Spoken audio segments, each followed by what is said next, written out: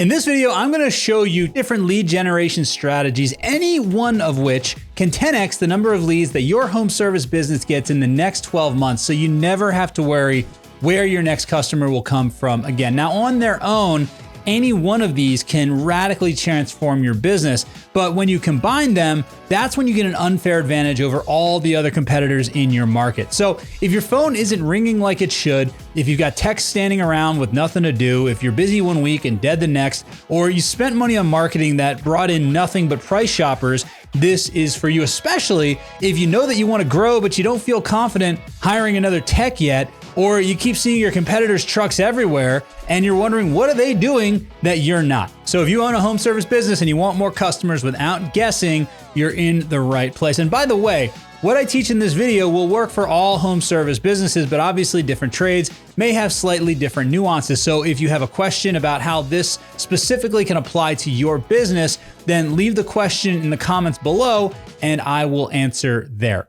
Now, the first thing you can do to get more leads is to form strategic partnerships with other businesses in your area. Now, what you're going to be looking for is businesses that serve the same audience as you, but don't necessarily compete with you. You want to find complementary businesses where somebody would hire them around the same time where they might need to hire you. So for example, if you're a plumber, you could try to form relationships with restoration companies, with property managers, with HVAC companies, because a lot of times you share customers with these companies and there's going to be overlapping emergencies, and it's very, very easy for you to refer them business and for them to refer you business as well. If you're an HVAC contractor, you could form relationships with electricians, with home inspectors, with general contractors. If you're a roofer, you could form relationships with real estate agents, with insurance agents, with solar installers, different businesses like that. If you're a painter, try to find real estate agents and property managers and flooring companies. If you do pressure washing and exterior cleaning, find roofers, landscapers, HOAs, property management companies, different companies like that. Now, the rule of thumb is you want to find businesses that you can benefit them and they can benefit you, because you're going to be encountering people that might need their services and they're going to be encountering people that might need your services. Now, these are just a couple of examples, but you can go to ChatGPT and you can say, hey, ChatGPT, I'm this type of business and I want to form some strategic partnerships. Give me some ideas of types of companies that I should approach. Now, sometimes you're going to form a relationship with a company and it's going to be a great relationship where you refer them a lot of business, they refer you a lot of business, and everybody's happy. But there's going to be other times when you're going to form a relationship and the other company's not going to hold their end of the deal. Now, this is just something to expect. You have to understand that not everybody thinks like you. Not everybody's trying to provide value to other people. So what you want to do is you want to go out and you want to form a lot of relationships. And then the ones that are not reciprocating after you sent them a few leads, then replace them with another company in their category. And I promise you, eventually what will happen is you're going to end up with several companies that you provide leads to them, they provide leads to you, and everybody wins. It's very, very beneficial. So you want to make sure that this is a big part of your marketing strategy, because the cool thing is you're not paying for these leads. Typically, the agreement is I'll give you leads, you give me leads. And what that allows you to do is it allows you to get customers without having to pay directly for them. But then it also allows you to monetize some of the leads that maybe you couldn't even get to hire you, or it allows you to take a lead that did hire you, that became a customer, but then you can make them even more valuable, because when you give them to another company, then in return, you're going to get another customer in exchange for that lead. So this is a very, very valuable practice. And it's like Zig Ziglar said, you can have everything in life you want if you just help enough other people get what they want. I promise you there's going to be companies that are not going to hold up their end of the bargain. Just go in expecting that. But I promise you there will be companies that will become great partners for you. And this will allow you to significantly increase the amount of leads that you're getting without having to pay for them, which is awesome.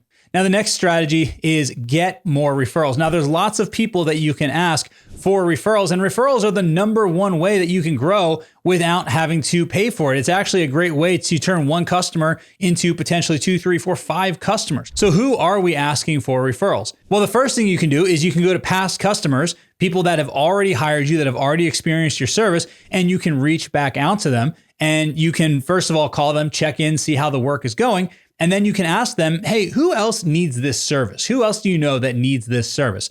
Now, here's the secret. What you want to do is you want to make sure that both the person that they refer and them, the past customer, gets something for it. So for example, just recently, I got a letter in the mail from Chase Bank asking me if I knew anybody that was interested in opening a business checking account. And when they opened the business checking account, I got $100 and the new person that I referred got $100. And this is great because now there's some incentive in the referrer to give you people that would potentially hire your business. Now, when they give you the names of people, ask them if they'll do a text message introduction in a group text with you, the potential referral, and them. And what this is going to do is this is going to make it a lot easier for you to initiate the conversation because now it's not a cold contact. Now they're actually getting a message from somebody that they know who's saying, hey, listen, I hired this company. They did a great job. You should talk to them as well. Another group of people you can ask is current customers. One of the best times to ask somebody for a referral is immediately after you have sold them something. So immediately after they sign the agreement or immediately after you finish the work, ask them, who else do you know that needs this service? And use the exact same strategy. Give something to them, give something to the person that they refer, and do a text intro. Now, if you're relying on your text for this, then I would also incentivize your text so that they get something as well when they get these referrals, because now they have some skin in the game as well, and they're much more likely to do it. So how much do you give to the referrer, the referee, and also to the text? Well, what you want to do is you want to figure out what is your current cost to acquire a customer.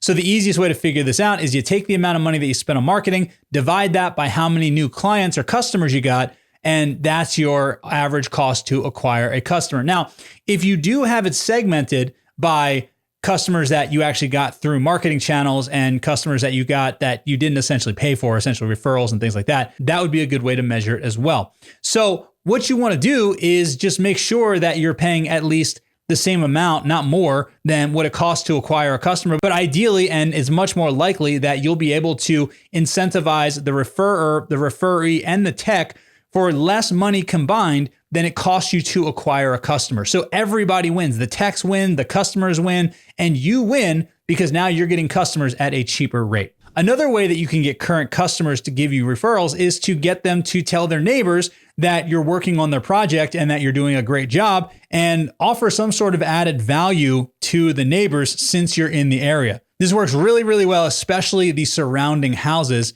And again, make sure that everybody benefits from this. Now, speaking of surrounding houses, the third thing that you can do is you can market to the surrounding houses, but there's a very strategic way to do this. I don't like going to the surrounding houses and pitching your services. Instead, what I would do is I would find all the surrounding houses, maybe 5, 6 houses around. You knock on the door and you give them a business card and you say, hey, listen, we're working across the street. Tell them what you're doing. And they say, if our truck is in the way or if there's any other issue, like, plastic blows into your yard or something like that, here's our card, give me a call and we will take care of it immediately. Now, one thing that you can do is put a very special offer on the card, or if you have like a flyer or something like that with your contact information on it. And you don't even necessarily have to tell them about it. They're going to see it. And what we have found is that this actually works better than going door to door and trying to hard pitch your services and being like, hey, we're over here. We'll give you the same discount or something like that. So if you actually just go over and you say, hey, listen, here's what's going on. Here's our contact information. If there's any issues, please let me know. Typically what's going to happen is they're going to start asking questions, be like, oh, well, how much would it cost for you to do that for me? And then you can give them the quote and typically you can sign them up right there. Now, if they're not there, you can get door hangers and you can put a door hanger on their door, but use the same approach. Hey, listen, we're doing this work for your neighbor. And if you have any issues or if there's anything that we need to know about, if you need anything from us, here's the phone number and we will take care of it for you. This works very, very well. And it works better than going over and pitching them. Now, tip number 4 is very, very effective, very, very simple, but hardly anybody does it for some reason.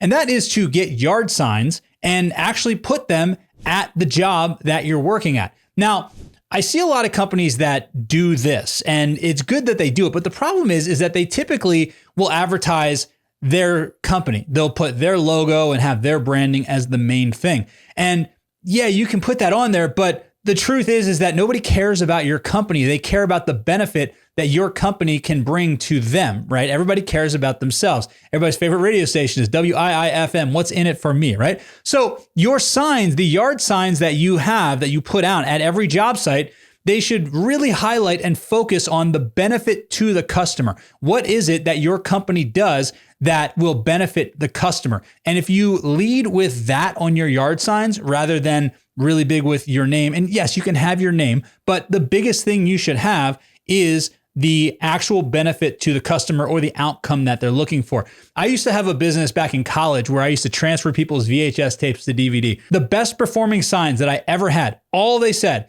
was VHS to DVD and then my phone number. That was all it said. It didn't have my branding. It didn't have anything like that. I would get phone call after phone call after phone call after phone call just because people got what I did. They saw the benefit and then they called me. That's all we needed.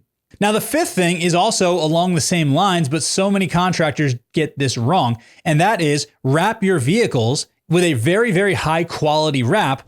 But again, focus on the benefit of the customer. Now, there's more space on a vehicle than there is on a yard sign. So you can put your branding here. And obviously you should put your branding because it is the branding of your company. But the branding should not be the focus. The focus should be the benefit to the customer. What is the outcome that you provide for them? What is the benefit you provide from them? What pain do you get them out of? That is the stuff that should be highlighted very, very prominently on your vehicles. And remember, there's different spots that you need to make sure this information is appearing. So definitely behind your vehicle, because that's where a lot of people are going to be sitting behind you in traffic. And when they're sitting there, sitting at a red light, you got 30 seconds where you can really get their attention. You can really show them the benefit and make sure that your name, your phone number, or your contact information is on the back, as well as very, very clear benefits, the pain that you get them out of, the benefit that you're going to give to them. Make sure that that's on the back, and then also make sure that information is on the side. If you do this and you really focus on wrapping your vehicles this way, they're going to be much more effective because every single one of your vehicles, it's a moving billboard. Now, the sixth way that you can skyrocket your leads is to focus on creating content on a regular basis when you're on the job site. Now, there's a lot of different types of content that you can create, and I'm not talking about doing TikTok dances or things like that, but there's a lot of different categories that I really, really like in the home services niche. So first is before and after transformations. Anytime you can show before and after transformations, people love that stuff. Another is time lapse. Anytime you can show a time lapse of something actually happening, then it's very, very beneficial, and people will watch these time lapses because they're very, very satisfying videos. These also happen to be some of the easiest videos to film because all you have to do is put your phone on a tripod, hit record, and then you can just go on with your day. So you don't have to do a whole lot with that. Another category of content that you can create is where you do, we fixed what the last guy messed up. And a lot of times you're going out to job sites where you're fixing things that other people screwed up. Well, you can document the whole thing. You can have somebody filming you and you can just show them, hey, look, this is what happened. This is what to look for. This is why you should always go with a licensed contractor, somebody with experience, somebody with a reputation that knows what they're doing. And you can create videos like that. Another category of content that I love is the satisfying problem reveal. This is where you're showing some sort of problem early and then you're fixing it. So for example, maybe you're cleaning a clogged drain, right? Or you're grinding a tree stump, or you're showing mold being removed, or an animal nest being removed, something like that, where you can actually show the problem and then you can show the problem actually being removed. And a lot of times these videos are pretty cool to watch because there's a very clear beginning, middle, and end. Now, another cool thing you can do is homeowner point of view reactions, right? So what's cool is that this allows you to borrow social proof from the homeowners without actually getting a testimonial. So if you have a job where it's something that the homeowner is going to be really impressed, then what you can do is you can reveal the reaction when they're actually seeing the finished job. And you can film yourself walking them through the result. And these are always really good videos that get a lot of views. Another category is this is why your ex fails. Now, this is education framed as prevention. So for example, this is why your water heater fails. This is why your gutters overflow. This is why your AC units freeze. And the idea here is you want to make sure that you have one cause only, and you just want to have it be a common problem that you typically fix. And what this is going to do is this is going to get people to watch these videos because most people have water heaters, most people have gutters, most people have AC units. So if you show a problem that is something that you can prove yourself to be the expert in, then people will pay attention to this. Another type of video is the costly mistake warning. Now, what's cool here is that you can introduce some fear without being sleazy in these videos. For example, you could say this $20 broken part could actually cost you $8,000 if you don't fix it. Or this seemingly innocent crack right here could completely destroy your foundation. The rule is that you want to show the damage visually, and numbers really matter in these videos. So if you can quantify something that's very small leading to something that's a very big problem, for example, the $20 mistake costing you $8,000, that's something that will get someone's attention. Now, another thing you can do is behind the scenes work ethic, and this builds trust really fast. So you can show your crew arriving early. You can show the setup process. You can show how you clean up at the end. You can show how you wear those booties on your feet whenever you come in their house. What you're trying to do is emphasize not just that you can get the job done, but you also take extra care to make sure that you leave the job site even better than when you found it. So another content style you can use is the local proof stack. And this is where you can highlight reputable businesses or people that have hired you, and you can borrow their social proof. So for example, if you work with a reputable business in the area or some sort of well-known person in the area, you can show that you worked with them, and that social proof will transfer to you. Or you can just talk about different locations that you worked in. So we did 3 jobs this week in Baltimore. The rule here is that we're trying to build credibility either with local businesses or people that we've worked with, or just through the geography ourselves. Another style you can use is the don't ignore this style. And basically what you're going to do is you're going to visually show an inspection of something that you're probably there to fix. So for example, maybe you're showing roof damage close up, or maybe you're showing a cracked foundation or corroded panel or something like that.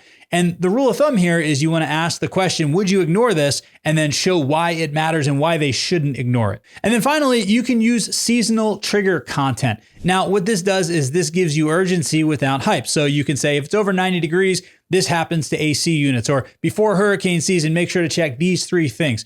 The rule here is that you want time-based relevant content that's going to make people pay attention, especially in that time of year. Now, if you create that type of content on a regular basis, you post on social media, then people are going to start to know, like, and trust you, build goodwill with you, and then ultimately you're going to be the one that they trust and that they want to hire when they have whatever issue it is that you're talking about, or whatever issue it is that you can help them with. And then the cool thing is that you're going to have some videos that are going to perform way better than the others.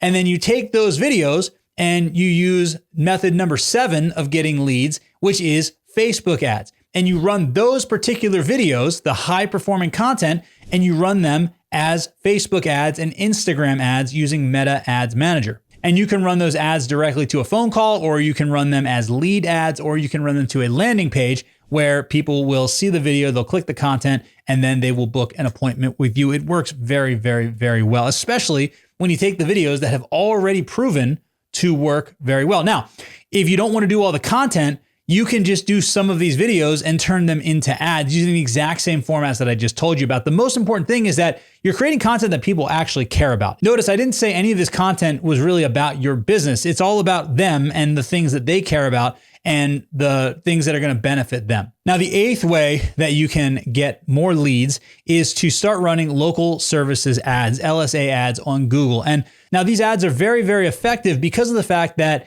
you're only paying for phone calls. You're not paying for clicks like PPC ads, like Google ads, traditional ads. So it's really important that because you're paying for phone calls, that you have somebody answering the phone 24 hours a day, 7 days a week, 365 days a year, because you never know when these calls are going to come in and you're paying for them, right? So you can typically have calls disputed if they're marketing people that are trying to sell you something, or if it's like competitors, or if it's just irrelevant to you. But if somebody calls and they're a legitimate lead, but you go to voicemail or you don't answer the phone, you can't dispute those. The cool thing is that these are people that need help right now. And these are very high intent buyers. So if you're not using LSA ads, you absolutely need to. Now, the way that you get more benefit out of your LSA ads is by having more reviews than anybody else, which is also the 9th way to blow up your home services business with leads. And that is get more reviews. Get as many Google reviews as humanly possible. And the reason this is important is because, first of all, it's going to make more people call you on your LSA ads. But the second thing is that Google uses Google reviews to determine how relevant you are when they're trying to figure out who to show in the Google 3-pack, in the Google Maps. And most phone calls come from people that are appearing in the Google 3-pack. The great thing about this is it's completely free to be in the Google 3-pack. And this is where the majority of phone calls come from. So when someone searches plumber, roofer, air conditioning, pool repair, whatever it is, if you're in that Google 3-pack, and not only in the Google 3-pack, but you have the highest number of reviews in the Google 3-pack, you are going to get significantly more phone calls than anyone else. So the number one thing that you can do that will absolutely skyrocket your business is get as many reviews as humanly possible so that you get tons more visibility. And the cool thing is that when you have a lot of visibility and you have the highest number of Google reviews in the Google 3-pack, you're going to get the most phone calls. Now, what the reviews say is very important because you may have experienced that you had people leave your reviews and maybe they get removed, or maybe you even ask people for reviews and they just don't leave reviews for you at all. They say, yeah, I'll leave your review, that'd be great. And then they just don't do it. Well, here's a couple tips around that. The first thing is that when you're asking for a review, you have to give people a reason that you need the review, because most of the time people are much more likely to comply with a request when there's a reason. If you say, hey, give me a Google review, that's not as effective as, hey, we really appreciate it if you leave us a Google review, because a lot of times people are trying to hire a business like ours and they don't know who to trust. So reviews from satisfied customers like you actually help a lot of people. So if you would leave us a Google review, we'd really, really appreciate it. That's much more likely to get you the Google review because you gave them a reason.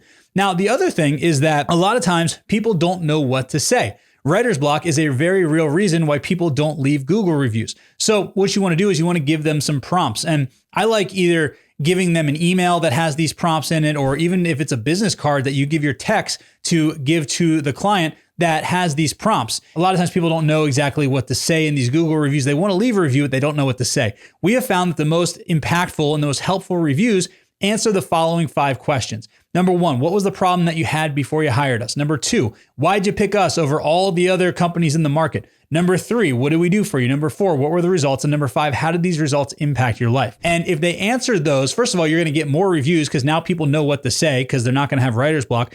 But secondly, you're going to get better reviews because all these reviews are actually going to tell a story. And because of that, they're also going to be less likely to be deleted by Google. And when somebody actually goes to Google and sees your reviews and reads the reviews, they're much more likely to convert because they're actually telling a story about what the problem was that they had, what you guys did, and what the results were. And one more thing to know about reviews is there has to be some sort of incentive for somebody in it. Now, if you're going to be relying on your techs, give your techs a bonus every time they get a Google review. Give them $25, $50, something like that. It doesn't matter. Whatever it is, that's an investment in your business because you're going to pay that $25 or that $50 one time.